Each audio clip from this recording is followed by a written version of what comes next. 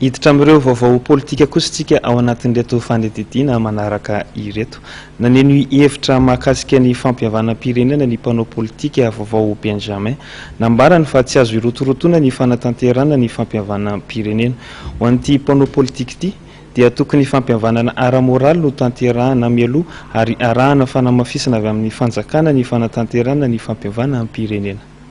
Resaka fampihavanam-pirenena fototro orenina ny fiainan'ny malagasy amin'ny ankapobeny resaka fihavanana. Ka resaka fampihavanam-pirenena zany zavatra efa ela ny tokony narindra satria azadiny fa nanomboka razoantsika fahalaovan-tena fotsiny 61, 72, 73, 75, 91, 2002 ainsi de suite. Misy fona le korontana ka naninona moa zay tsy narindra hatram'izay ka hatram'izao efa niandratsika taty amin'ny fanatanterahana ny feuille de route transition na de ny antsoantso aza ny CRN na 2002 2009 taty zany vao napetraka ho karazana sorodalana tsy maintsy izorana le izy ka tsy ho vita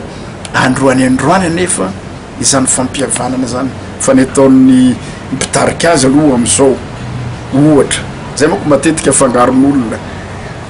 misy mirona amin'ny FFKM, misy mirona amin'ny FFN, misy mirona amin'ny présidence ny république marina daholo io raha nahita angentsika tany Afrika Atsimo rehefa nanao fampihavanam-pirenena i président Mandela angamba monseigneur sa inona ny fiantsona azy Desmond Tutu iny aloha ny tarika nampiavana ara-moral ohatra ataony FFKM am'izao nampiavana aloha izy ara-moral ka rehefa tonga ny fanatanterahana zay tondrozotra mivoaka eo na ny résolution zay ho tapaka ny rehetrarehetra eo miditra am'izay ny fitondram-panjakana manamasina azy mba ho lasa lalàna ohatra ny olona anankiroa mifankatia anao mariage io mandeha any amin'ny lamerie izy aloha misoratra rehefa vita ny fisoratana amin'ny lamerie zay izy vao mandeha l'église amasinina ity ndray amasinina aloha am'le fihavanana malagasy de atao aloha nampifandray ireo ray aman-drenireo ara-moraly de zay vao manasina azy ara-panjakana na ny FFM na ny filohan'ny république